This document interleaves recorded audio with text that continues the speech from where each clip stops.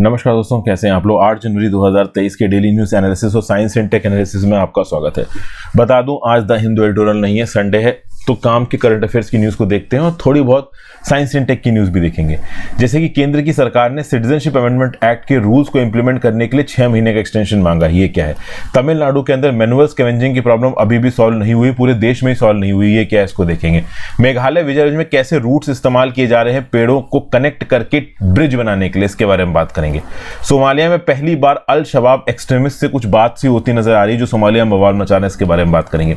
IISER Pune ने एक नया मटेरियल बनाया है जो कि वाटर से पॉल्यूटेंट्स को निकाल सकता है, और कैसे मरकरी एक सुपर कंडक्टर की तरह काम करता है, इसमें एक शोध हुई है, इसके बारे में बात करेंगे। आगे बढ़ने से पहले वीडियो पे लाइक का बटन दोस्तों, चैनल को अब तक शेयर और सब्सक्राइब नहीं किया कर लीजिए, इंस्टाग्राम पे फॉलो कर लीजिए, आपसे जुड़ने की कोशिश करता हूं, टेलीग्राम ग्रुप ज्वाइन कर लीजिए, लेक्चर की PDF नोटिफिकेशन वहां पे मिल जाएगी। ज्यादा से ज्यादा लोग से लेक्चर को शेयर करें, इस लेक्चर की रिकमेंडेशन को यूट्यूब के एल्गोरिथम में बढ़ाने के लिए। वर्ड ऑफ द डे देख लेते हैं, throw caution to the wind. मतलब ओवरऑल जो लोग भी आपको अलर्ट कर रहे हैं किसी चीज को लेके, उसको आप इग्नोर करो, रिस्क को ले लो। To stop thinking about something and take the risk. जैसे for example, my parents told me not to pull all my eggs in one basket, but I decided to throw caution to the wind and be a full time artist. मतलब for example, कई बार ऐसा होता है कि कुछ लोग होते हैं जो नौकरी कर रहे होते हैं, लेकिन उनको किसी और चीज का शौक होता है, पेंटिंग का होता है, टेनिस खेलने का है, क्रिकेट खेलने का है, राइटिंग करने का है, आर्टिस्ट बनने का है। तो एक दुविधा होती है आदमी के दिमाग में कि यार नौकरी के साथ साथ करें या नौकरी छोड़ के फुल टाइम काम करें, तब जाके कुछ अच्छा कर पाएंगे। तो पेरेंट्स बताते हैं कि नहीं, नौकरी मत छोड़ो, रिस्क मत लो। लेकिन throw caution to the wind मतलब आपने बाकी सारे फैक्टर्स को सेट असाइड किया और एक रिस्क लिया, एक स्टेप आगे बढ़ाया कि हाँ भाई मैं कुछ अच्छा कर पाऊंगा। तो ये होता है मतलब throw caution to the wind का। पहली news, GS paper 2 government policies and intervention, centre seeks 6 more months to frame citizenship amendment rules. देखिए, सिटीजनशिप अमेंडमेंट एक्ट 2019 अगर आप देखें ये पास कब हुआ था, तो इस कंटेक्स्ट में पार्लियामेंट ने इसको पास किया था 11 दिसंबर 2019 को। इस पर्टिकुलर एक्ट को प्रेसिडेंट का अप्रूवल मिल गया था 12 दिसंबर को। तो citizenship amendment bill, citizenship amendment act बन गया था 12 दिसंबर 2019 को, और इसको फोर्स में आना था 10 जनवरी 2020 से। लेकिन 10 जनवरी 2020 में फोर्स पे आने के बाद भी ये इफेक्टिव नहीं है। रीजन बीइंग कि इसके अंदर के रूल्स नहीं फ्रेम किए गए। देखिए, एक्ट में ओवरऑल पॉलिसी होती है, और उस पॉलिसी को ग्राउंड लेवल पे इंप्लीमेंट करने के लिए जो नियम कानून होते हैं, रूल्स होती हैं, वो सरकार बनाती है। जब तक एक लेजिस्लेशन से रिलेटेड रूल्स नहीं बने हैं, तब तक वो नियम कानून ग्राउंड लेवल पे एप्लीकेबल नहीं होगा। तो भैया, केंद्र की सरकार ने सिटीजनशिप अमेंडमेंट एक्ट 2019 के अंदर के नियम कानून यानी कि रूल्स अभी के लिए नहीं बनाए हैं। अब इससे हुआ क्या था सिटीजनशिप अमेंडमेंट एक्ट से? तो भैया, हिंदू, सिख, पारसी, क्रिश्चियन, बुद्धिस्ट और जैन कम्युनिटी के लोग जो कि पाकिस्तान, अफगानिस्तान, बांग्लादेश के हैं, वहां से परसिक्यूट हुए हैं, परेशान किए गए हैं, जो कि इन कंट्रीज में माइनॉरिटीज को परेशान किया जाता है, और ये भाग के इंडिया में आए हैं। और ये इंडिया में आ चुके हैं 31 दिसंबर 2014 से पहले।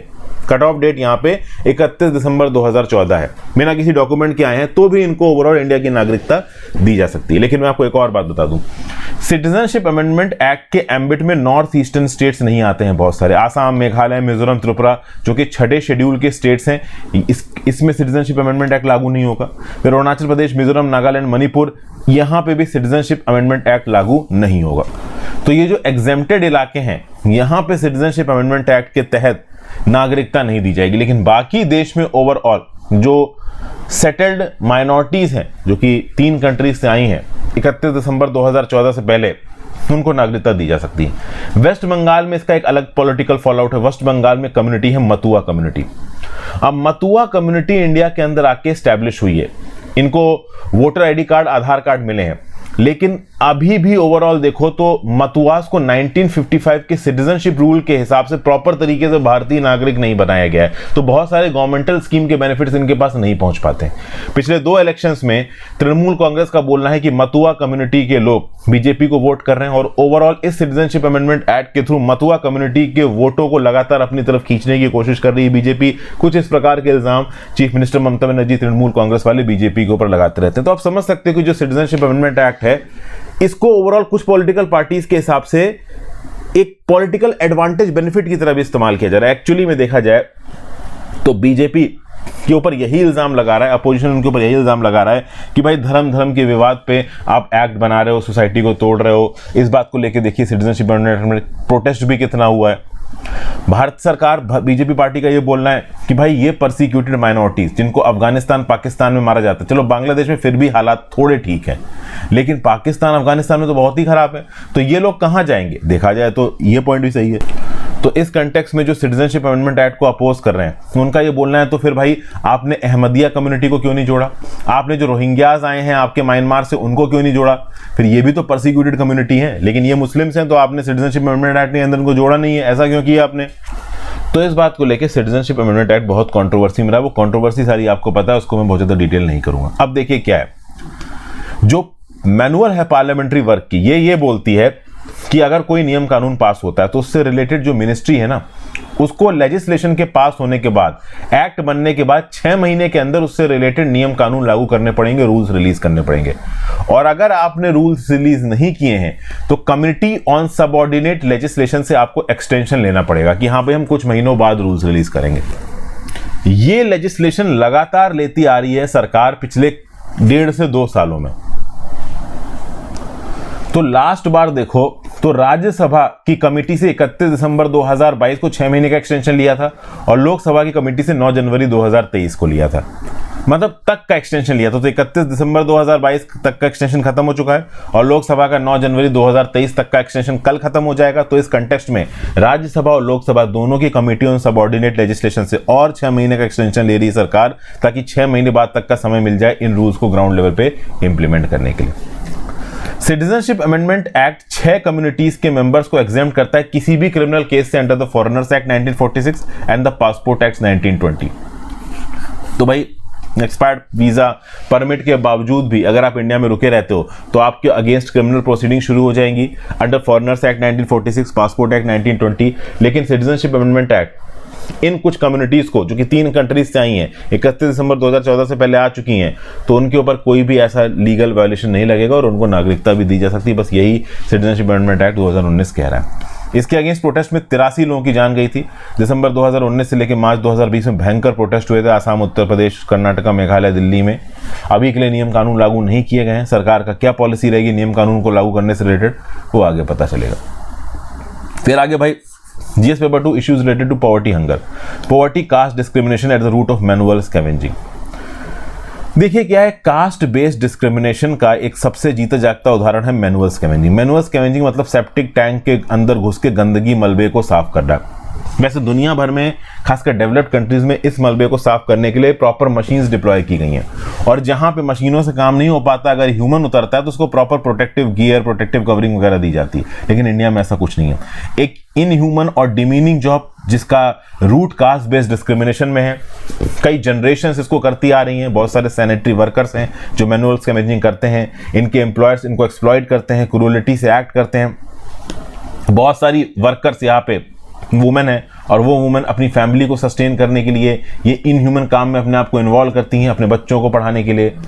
एक स्टडी रिपोर्ट की गई है social awareness society for youth के द्वारा। इन्होंने सैनिटरी वर्कर्स के ऊपर स्टडी की तमिलनाडु के अंदर। टाइटल क्या है इसका? The status of implementation of prohibition of employment as manual scavengers and rehabilitation. तो ये PEMSR एक्ट 2013 में प्रॉपर तरीके से, मतलब PEMSR एक्ट 2013 प्रॉपर तरीके से किस हद तक तमिलनाडु में इंप्लीमेंट किया जा रहा है, इसके ऊपर social awareness society for youth ने यहाँ पे रिसर्च की। इस पर्टिकुलर रिपोर्ट में यह बताया गया कि ज्यादातर मैनुअल स्कैवेंजिंग के केसेस को प्रॉपर तरीके से रिकॉर्ड नहीं किया जाता है। जो भी केस सामने आता है वो सोशल मीडिया के समय पे सामने आता है। जब भी कोई प्राइवेट कंपनी इस प्रकार की मैनुअल स्कैवेंजिंग के प्रोसेस में नजर आती है तो वो पैसे देके मुंह बंद करवा देते हैं लोगों का। मुद्दा तब जोर मारता है जब सेप्टिक टैंक को साफ करते वक्त किसी पर्टिकुलर इंडिविजुअल की मौत हो जाती है, और बहुत सारी मौतें हुई हैं। क्योंकि आप कंप्रेस्ड, आप कह लो बिल्कुल चारों तरफ से कवर्ड कंडीशन में ह्यूमन और एनिमल वेस्ट को साफ करोगे, वहां पे पॉइजनस गैसेस होती हैं, तो आपकी जान को खतरा है। 21 फैक्ट फाइंडिंग केसेस यहां पे आइडेंटिफाई किए गए हैं, और ज्यादातर जो लोग थे यहां पे जो कि मैनुअल स्कैवेंजिंग कर रहे थे वो शेड्यूल कास्ट के थे। 21 केसेस में से 12 केसेस SC अरुंधतियार कम्युनिटी के थे, 11 SC आदि द्रविदार कम्युनिटी के थे, 4 SC हिंदू करुवार कम्युनिटी के थे, 1 ST कम्युनिटी का था, और कुछ यहाँ पे बैकवर्ड और मोस्ट बैकवर्ड कास्ट कम्युनिटी के केसेस थे। तो ज्यादातर जो वल्नरेबल कम्युनिटीज हैं उन्हीं के लोग यहाँ पे ओवरऑल मैनुअल स्कैवेंजिंग के प्रोसेस में नजर आ रहे हैं। 15 केसेस में एफआईआर रजिस्टर हुई, जिसमें से 6 केसेस PEMSR एक्ट 2013 के अंदर फाइल हुए और 8 cases prevention of atrocities SC/ST act 2016 के अंदर फाइल हुए। 15 केसेस में से केवल 9 केसेस में 15 लोगों को अरेस्ट किया गया। बाकी केसेस में प्रॉपर तरीके से न ट्रायल चला है, जिन लोगों के ऊपर इल्जाम लगा उन्होंने दबा दबा के अपने खिलाफ केस नहीं फाइल होने दिया। तो इस प्रकार की भी न्यूज नीचे से सुनने को मिल रहा है। मतलब क्लियर कट ये दिख रहा है कि मैनुअल स्कैवेंजिंग का प्रोसेस हो रहा है, ग्राउंड लेवल पे लोग मैनुअल स्कैवेंजर्स को एक्सप्लॉइट कर रहे हैं, सरकार ज्यादा कुछ कर नहीं पा रही। इस कंटेक्स्ट में देखो तो नेशनल कमीशन फॉर सफाई कर्मचारी का डाटा खंगाला जाए पिछले 29 सालों का 1993 से 2022 तक का, तो पूरे देश में 989 लोगों की मौत हुई है अलग अलग जगहों पे अंडरग्राउंड सीवेज टैंक्स को साफ करते हुए। तमिलनाडु में हाईएस्ट नंबर ऑफ डेथ्स हुई हैं मैनुअल स्कैवेंजिंग के चलते। 2016 से लेकर 2020 में तमिलनाडु के अंदर 55 लोगों की मौत हुई सेप्टिक टैंक्स को साफ करते हुए। चेन्नई में सबसे ज्यादा डेथ्स हैं, 12 डेथ्स। 2022 में जनवरी टू जुलाई में 12 लोगों की मौतें हुई। और ये जो वर्कर्स है इनसे हजार्डस वे में काम करवाया जाता है, इनको प्रॉपर तरीके से प्रोटेक्टिव गियर और टेक सपोर्ट नहीं दिया जाता है, ये मैनुअली काम करते हैं। तो कई बार ये रिकमेंडेशंस दी गई कि भाई मशीन्स को प्रोक्योर करिए इन सीवर और सेप्टिक टैंक्स को क्लीन कराने के लिए चेन्नई जैसे शहरों में, ठीक है। इफेक्टिव मॉनिटरिंग होनी चाहिए लोकल गवर्नमेंट के द्वारा, बट कहीं ना कहीं लोकल गवर्नमेंट के वार्ड मेंबर्स भी करप्ट सोसाइटी एलिमेंट्स के साथ मिलकर इस प्रकार की प्रैक्टिसेस को रोकते नहीं हैं। ओके, बायो टॉयलेट्स यहाँ पे बनाने की जरूरत है जिससे ओवरऑल बहुत ज्यादा गंदगी ना हो, नेचुरली इस पर्टिकुलर गंदगी को ट्रीट किया जा सके, मैनुअल स्कैवेंजर्स की जरूरत ना पड़े। लेकिन ये सब स्टेप्स ग्राउंड लेवल पे प्रॉपर तरीके से इंप्लीमेंट नहीं हो रहा है। अब इसी कंटेक्स्ट में नेशनल कमीशन फॉर सफाई कर्मचारी की बात कर लेते हैं। नेशनल कमीशन फॉर सफाई कर्मचारी 1993 में बनाया गया था as per provisions of NCSK act 1993। इसका काम था रिकमेंडेशंस देना सरकार को on specific programmes for the welfare of सफाई कर्मचारी। ये जो NCSK एक्ट है ये इफेक्ट में आना बंद हो गया 29 फरवरी 2004 को। सफाई कर्मचारी के एग्जिस्टिंग वेलफेयर प्रोग्राम को पढ़ना और इवेलुएट करना ये काम है नेशनल कमीशन फॉर सफाई कर्मचारी का। अगर आप prohibition of employment as manual scavengers and their rehabilitation act 2013 को बोलो देखो, तो ये जो NSCSK है नेशनल कमीशन फॉर सफाई कर्मचारी, इसको वर्क असाइन किया गया to monitor the implementation of act, advice then on the effective implementation to the central and state governments, complaints को इंक्वायर करना जब आप कह लो ये NSCK एक्ट के प्रोविजंस वायलेट हो रहे हैं। तो NSCK एक्ट के अंदर जो चेयरमैन और मेंबर्स बनाए गए हैं, मतलब नेशनल कमीशन फॉर सफाई कर्मचारी की जो चेयरपर्सन और मेंबर्स हैं वो समय समय पे देश भर में टूरिंग करेंगे, सफाई कर्मचारी की सोशियो इकोनॉमिक लिविंग कंडीशंस को देखेंगे, इनके डिपेंडेंट्स की वेलबींग को देखेंगे, ओवरऑल इनकी कंप्लीट पिटीशंस को प्रॉपर तरीके से पेरूज किया जाएगा। बट कहीं ना कहीं ये कमीशन काम नहीं कर रहा है। अगर मैनुअल स्कैवेंजिंग से रिलेटेड मौतें आज भी हो रही हैं तो कमीशन की इफेक्टिविटी पे तो सवाल उठाया ही जाएगा। फिर भाई अगला, roots connect Meghalaya village, GS paper 3 fact for prelims. तो मेघालय के अंदर उमकार नदी के ऊपर, ये उमकार नदी सीज विलेज में बह रही थी, इसके ऊपर एक रूट ब्रिज बनाया गया। ये आपको नजर आ रहा है, ऊपर एक ब्रिज नजर आ रहा है, नीचे इसकी एक लकड़ी का ब्रिज नजर आ रहा है। इस पर्टिकुलर ब्रिज को एक इंडिविजुअल ने बनाया है ट्रेडिशनल प्रैक्टिसेस का इस्तेमाल करते हुए। एक इंडिविजुअल ने रबर फिकस इलास्टिका के पेड़ के रूट्स को मोल्ड करना शुरू किया और इस प्रकार से मॉडल किया ताकि वो एक ब्रिज का फॉर्म ले ले। और इसकी ट्रेडिशनल प्रैक्टिस कई डेकेड से मेघालय के अंदर चल रही है। अपनी हार्ड वर्क से इस लिविंग रूट ब्रिज को उमकार नदी के ऊपर बनाया है, 2 डेक्स के साथ। 20 मीटर और 15 मीटर लंबा ये ब्रिज बन चुका है। एक टूरिस्ट अट्रैक्शन है आज की डेट में। ये एक्चुअली मेघालय को लिविंग रूट ब्रिजेस के लिए माना जाता है। यूपीएससी प्रीलिम्स में इससे रिलेटेड सवाल भी आ चुका है। ओके, लिविंग रूट ब्रिजेस को यहाँ पे जिंगकियांग जिरी बोला जाता है। यूनेस्को वर्ल्ड हेरिटेज साइट्स की टेंटेटिव लिस्ट में भी ये आते हैं। कई ब्रिजेस तो 100 साल से ज्यादा पुराने हैं। जो सबसे ज्यादा पॉपुलर टूरिस्ट स्पॉट हैं ब्रिज को लेके, रूट ब्रिजेस को लेके, तो वो तो है रिवाई रूट ब्रिज और Umshiang double decker bridge. Double decker bridge इस प्रकार का, ऊपर एक ब्रिज नजर आ रहा है आपको, नीचे आपको एक ब्रिज नजर आ रहा है। तो अब इस ब्रिज को बनाने की टेक्निकलिटी क्या है? तो बीच से अगर नदी बह रही है या पानी बह रहा है तो पानी की एक तरफ पे एक पेड़, पानी की दूसरी तरफ पे दूसरे पेड़, और इन दोनों पेड़ के रूट्स को आप इस डायरेक्शन में एक्सटेंड करना शुरू करो। बहुत सारे आप कह लो फिडल्स में, और बाद में जाके ये रूट एक समय पे एक दूसरे के साथ मिल जाएंगे, गुथ जाएंगे, और आपको ऐसा लगेगा कि एक ब्रिज सा बन गया है। तो मतलब एक रिवर के दोनों साइड पे जो पेड़ हैं उनके रूट्स को खींचना, और इस हद तक खींचना ओवरऑल कि एक समय पे वो रूट्स इतने लंबे हो जाएं कि एक दूसरे के साथ जाके जुड़ जाएं, और इतने डेंसली जुड़ जाएं कि लोग चल के इनको पार कर लें। तो आप समझ सकते हो कि इस प्रकार के प्रोसेस में 10 से 15 साल लग जाते हैं। तो इस तरीके से ब्रिज बनाने में 10 to 15 ईयर्स लगते हैं। इस समय पे मेघालय के 72 विलेजेस में 100 नॉन लिविंग रूट ब्रिजेस हैं। इनकी मेन प्रॉपर्टीज क्या हैं? तो एक तो इनकी जो लकड़ियां थोड़ी इलास्टिक हैं, इनकी रूट्स इजीली कंबाइन हो जाती हैं, और रफ और रॉकी सॉइल्स में ये ग्रो कर सकती हैं, क्योंकि टेरेन ही यहाँ पे ऐसी है। तो ये 3 कंडीशंस जो पेड़ पूरा करते हैं, ज़्यादातर पेड़ इस कंडीशंस को पूरा करते हैं, नहीं तो वो इस इकोलॉजी में सर्वाइव ही नहीं करेंगे, वो इस प्रकार के लिविंग रूट ब्रिजेस बना देते हैं। फिर भाई अगली news, GS paper 2 international news. Somalia for first time claims al Shabaab extremist seek talks. तो भैया अल शबाब एक्सट्रीमिस्ट ग्रुप, इसके साथ बातचीत शुरू हो गई है, ऐसा क्लेम किया है सोमालिया की सरकार ने। देखिए, सोमालिया की सरकार एक मिलिट्री ऑफेंसिव बहुत लंबे समय से लॉन्च कर रखा है अल शबाब एक्सट्रीमिस्ट ग्रुप के ऊपर। अल शबाब एक्सट्रीमिस्ट ग्रुप अल कायदा का एफिलिएट है। पिछले एक डेकेड से ये हाई प्रोफाइल बॉम्बिंग करा रहा है सोमालिया की कैपिटल मोगादिशु में।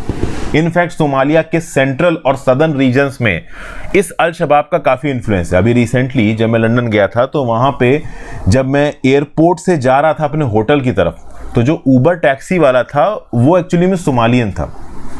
तो उससे मैंने जब अल शबाब को लेके क्वेश्चन पूछा, तो उसने इतना इजीली रिस्पॉन्ड नहीं किया। उसने बोला नहीं अब ऐसा कुछ नहीं है, ये लोग परेशान नहीं करते। बट एक्चुअली में ग्राउंड लेवल में सिचुएशन खराब है। ये जो अल शबाब एक्सट्रीमिस्ट ग्रुप है, इसमें एक तो देखिए 2 पार्ट है, एक फॉरेनर्स है, एक लोकल सोमालीज है। तो लोकल सोमालीज को भड़काया बरगलाया गया है, और फॉरेनर्स में आसपास की कंट्री जैसे केनिया वगैरह से यहाँ पे लोग आके अल शबाब के लिए लड़ रहे हैं, और ये अल कायदा की आइडियोलॉजी से इन्फ्लुएंस्ड है। ठीक है, अल शबाब का ऑब्जेक्टिव क्या है कि इस्लामिक नियम कानून को लागू कर देंगे, पूरे सोमालिया के ऊपर अपना कंट्रोल करेंगे। सोमालिया एक फेल्ड स्टेट है, उसको सक्सेसफुल स्टेट बनाएंगे। लेकिन इस प्रकार के टेररिस्ट आइडियोलॉजी वाले लोग सभी भी सक्सेसफुल स्टेट नहीं बना सकते। समझ गए? जो डिफेंस मिनिस्टर है सोमालिया के अब्दी फतह कासिम, इनका बोलना है कि जो फॉरेनर्स हैं इस अल शबाब में, इनको वापस जाना पड़ेगा। जो लोकल सोमालीज हैं हम उनको रिसीव करने को तैयार हैं, अगर वो सोमाली गवर्नमेंट को सरेंडर कर देते हैं तो उनको हम रीइंटीग्रेट कर देंगे सोसाइटी के साथ। वो चाहें तो सोमाली नेशनल आर्मी ज्वाइन करके अपने देश के लिए लड़ भी सकते हैं।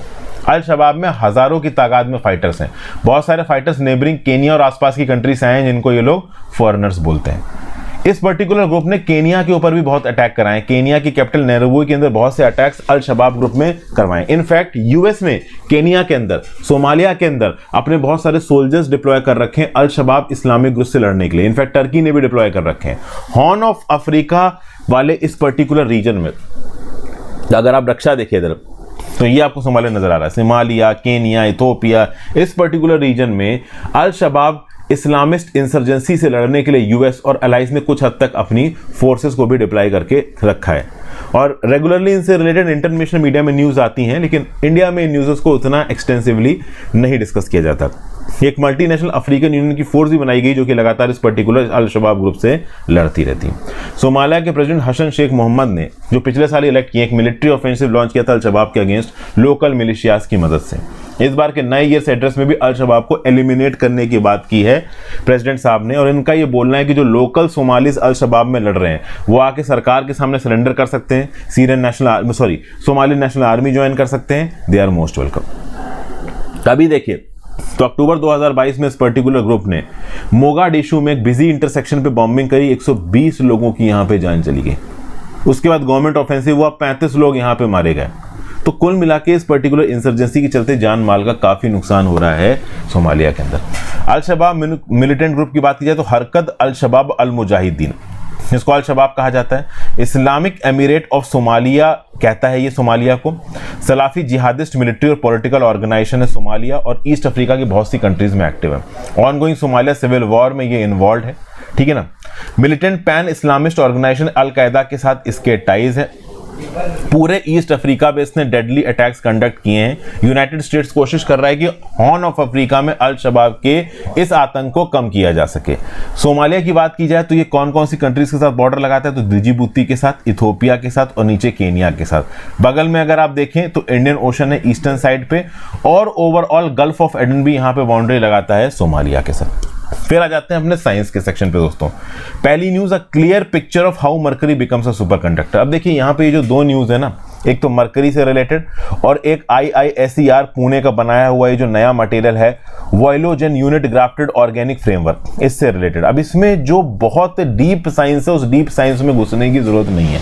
यहाँ पे हिंदू वाले आर्टिकल तो लिख देते हैं, बट उस आर्टिकल को ना मैं प्रॉपर तरीके से एक्सप्लेन कर सकता हूँ ना आप समझ सकते हो जब तक आप इस पर्टिकुलर स्ट्रीम में प्रॉपर साइंटिफिक एनालिसिस नहीं करते। एज अ जर्नलिस्ट एस्पिरेंट आपको उतनी एनालिसिस करनी भी नहीं है। अब 1911 में जो डच फिजिसिस्ट थे हैके कैमरलिंग ऑन्स्क, उन्होंने मरकरी में सुपर कंडक्टिविटी की खोज की थी। मरकरी एक ऐसा एलिमेंट था जिसमें बहुत कम टेम्परेचर पे सॉलिड मरकरी इलेक्ट्रिक करंट को बहुत तेजी से कंडक्ट करता था। इलेक्ट्रिक करंट में कोई रेजिस्टेंस ही नहीं था, इसलिए मरकरी को एक कन्वेंशनल सुपर कंडक्टर बोला गया। बाद में सुपर कंडक्टिविटी के कंसेप्ट को BCS थ्योरी के साथ एक्सप्लेन किया गया, बार्दीन कूपर शाइफर थ्योरी। मैं आपको बता दूं बार्दीन कूपर शाइफर थ्योरी, मैं मरकरी के कंटेक्स्ट में बात नहीं कर रहा हूं। जहां जहां पे जिन जिन एलिमेंट्स में भी सुपर कंडक्टिविटी की बात होती है ना, उस सुपर कंडक्टिविटी को इस पर्टिकुलर थ्योरी से एक्सप्लेन किया जाता है, बार्दीन कूपर शाइफर थ्योरी। लेकिन मरकरी आज की डेट में एक ऐसा एलिमेंट है जिसमें सुपर कंडक्टिविटी के प्रोसेस को पूरी तरीके से साइंटिस्ट समझ नहीं पाए। इसी समझने की कोशिश को फिर से यहां पे पूरा करने की कोशिश की गई है। इटली के ग्रुप ऑफ रिसर्चर्स ने 3 नवंबर को जनरल फिजिकल रिव्यू B में अपना एक नोट छापा है। इस नोट के अंदर इन रिसर्चर्स ने state of the art theoretical और कंप्यूटेशनल अप्रोचेस का इस्तेमाल करते हुए मरकरी के अंदर की सुपर कंडक्टिविटी को एक्सप्लेन करने की कोशिश की है। क्यों मरकरी सुपर कंडक्टिविटी के नाम पे इतना एनोमलस है? एनोमलस मतलब बाकियों से अलग। देखा जाए दोस्तों तो BCS थ्योरी में क्या होता है? BCS थ्योरी में यह बताया जाता है सुपर कंडक्टर्स में कि जो सुपर कंडक्टर्स में जो ग्रिड ऑफ एटम्स हैं वो जो वाइब्रेशनल एनर्जी रिलीज करते हैं, वो वाइब्रेशनल एनर्जीज इलेक्ट्रॉन्स को पेयर अप करने के लिए इनकरेज करती है। इससे इलेक्ट्रॉन कूपर पेयर्स बनाते हैं और ये कूपर पेयर्स पानी की तरह बहते हैं, इनके फ्लो में किसी भी प्रकार का रेजिस्टेंस नहीं आता, इसलिए सुपर कंडक्टर की तरह एक्ट करते हैं। तो ये तो हो गई नॉर्मल एक जनरल सोच, एक जनरल एक्सप्लेन करने का तरीका कि भाई सुपर कंडक्टिविटी का एक्सप्लेनेशन क्या है। जब बात आती है मरकरी की, मरकरी में चीजें इतनी सिंपल नहीं थी। मरकरी में इलेक्ट्रॉनिक स्पिन, उससे रिलेटेड मोमेंटम, और क्यों मरकरी के एटम्स में कम टेम्परेचर पे -270 डिग्री सेंटीग्रेड पे ये सुपर कंडक्टिविटी हो रही है, इसको प्रॉपर तरीके से साइंटिस्ट अब तक समझा नहीं पाए थे। तो यहां पे ये जो ग्रुप ऑफ रिसर्चर्स है इनका ये बोलना है कि मरकरी के अंदर जो इलेक्ट्रॉन पेयर होता है उसमें जो एक इलेक्ट्रॉन है उसका एनर्जी लेवल ज्यादा होता है, दूसरे का एनर्जी लेवल थोड़ा कम होता है। इससे जो कोलुम्ब रिपल्शन होता है वो यहां पे वीकेंड डाउन हो जाता है, और जो वाइब्रेशनल एनर्जी एटम्स के अंदर जनरेट होती है प्लस दिस कोलुम्ब रिपल्शन, ये कहीं ना कहीं मरकरी को एक थ्रेशोल्ड टेम्परेचर के नीचे सुपर कंडक्टर बना देते हैं। मुझे पता है मैंने आपको बहुत ही जर्नलिस्ट भाषा में इस टॉपिक को समझाया है, क्योंकि आर्टिकल के राइटर ने भी जर्नलिस्ट भाषा में ही इसको लिखा है। टेक्निकलिटी समझाने के लिए आपको घुसना पड़ेगा, साइंस का मास्टर बनना पड़ेगा यहाँ पे सुपर कंडक्टिविटी का। वो ना मैं हूँ ना आप हो, और बनने की जरूरत भी नहीं। वो हमें तब बनना है जब हम इस पर्टिकुलर फील्ड में कोई रिसर्च वगैरह कर रहे हो, एनालिसिस कर रहे हो, जो कि हमें करनी नहीं। ठीक है, तो कुल मिला के BCS थ्योरी जो कि ज्यादातर सुपर कंडक्टर्स में लागू की जाती है, वो सीधे सीधे अप्लाई नहीं हो रही है मरकरी के अंदर। मरकरी के अंदर कुछ एनॉमलस फैक्टर्स इन्वॉल्व हैं। इस एनॉमलस फैक्टर्स को अभी के समय पे आइडेंटिफाई किया गया है। एक एनॉमलस फैक्टर्स में कोलुम्ब रिपल्शन है।